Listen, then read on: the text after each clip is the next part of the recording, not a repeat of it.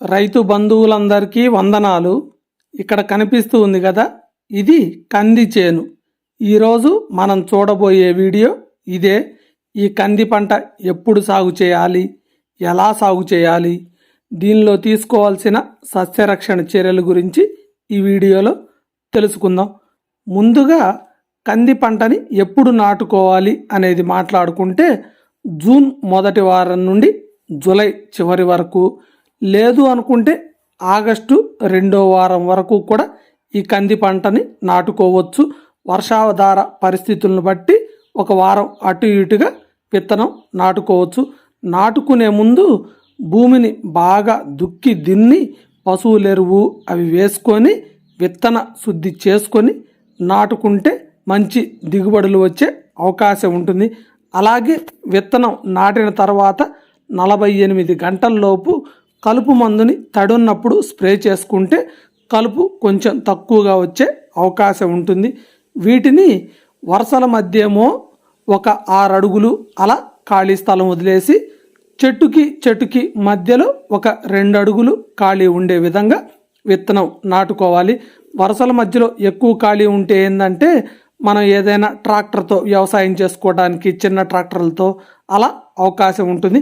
కొంతమంది ఏం చేస్తారంటే వరుసల మధ్యలో అంతర పంటలు నాటుకుంటూ ఉంటారు.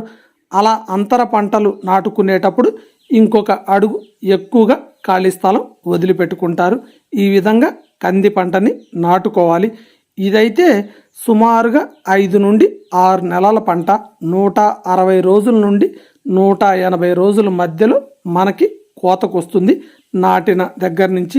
ఇప్పుడైతే మార్కెట్లో కొన్ని రకాల విత్తనాలు ఏంటంటే 140 రోజులు, 130 రోజులు, 150 రోజులకి కూడా పంట కాలం పూర్తయిపోయే విధంగా వస్తున్నాయి. వాటిల్లో మనం నాటే సమయాన్ని బట్టి, వర్షాధారాన్ని బట్టి చూసుకొని ఏ విత్తనాలు నాటుకోవాలో అవి నాటుకుంటే మంచి దిగుబడులు సాధించవచ్చు. ఈ కంది పంట అయితే పూర్తిగా వర్షాధారంగా ఎక్కువ మంది సాగు చేస్తూ ఉంటారు మెట్ట ప్రాంతాల్లో. అయితే మనకి నీరు గనక అందుబాటులో ఉండి మధ్యలో 1-2 తడులు గనక నీటిని అందిస్తే మంచి దిగుబడులు తీయచ్చు.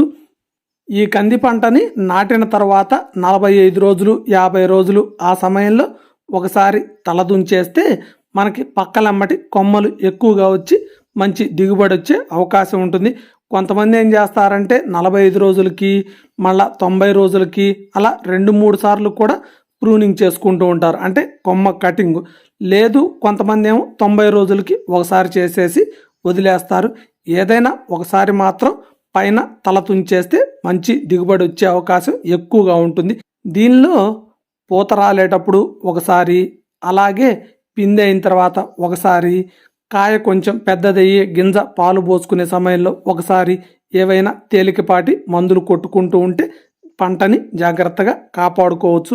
దీనిలో ముఖ్యంగా ఎండు తెగులు, వెర్రి తెగులు, అలాగే కాయ తొలుచు పురుగు అని మనకి కాయలు వచ్చిన తర్వాత కొంచెం అక్కడక్కడ రంధ్రాలు లాగా ఉంటాయి చూడండి, ఆ రంధ్రాల్లోంచి పురుగు వెళ్ళేసి కాయని తినేస్తుంది. అలాంటి కాయలు అయితే మార్కెట్లో ధర పలకవు, పనికి రాకుండా వేస్ట్ అయిపోతాయి.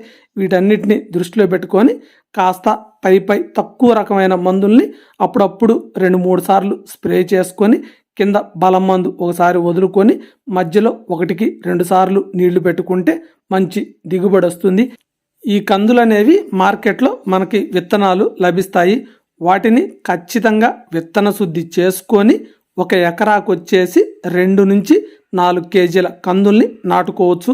మనం దూరం ఎక్కువ పెట్టుకొని మధ్యలో అంతర పంటల్ని సాగు చేస్తేనేమో 2-2.5 కేజీలు ఎకరానికి విత్తుకోవచ్చు.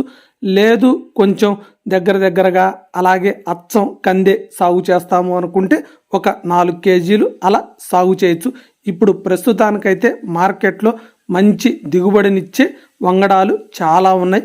అవన్నీ కనుక్కొని మంచి దిగుబడి ఇచ్చే విత్తనం నాటుకుంటే రైతన్నలకి కాస్త అధిక దిగుబడి వస్తుంది. కందుల్ని మనం కోసి రెడీ చేసుకొని ఇంటికి తెచ్చుకున్న తర్వాత కొన్ని రోజుల పాటు నిల్వ ఉంచుకోవచ్చు. కాబట్టి రైతన్నలు తొందరపడకుండా మార్కెట్లో కాస్త గిట్టుబాటు ధర ఉన్నప్పుడు అమ్ముకుంటే కొంత లాభదాయకంగా ఉంటుంది. ఈ రైతన్నకు కూడా మంచి దిగుబడి వచ్చి గిట్టుబాటు ధర బాగా ఉండాలని కోరుకుంటూ ఈ కంది పంటకు సంబంధించిన వీడియోని ముగిస్తున్నాను. మరో వీడియోలో మళ్ళీ కలుద్దాం. జై జవాన్ జై కిసాన్.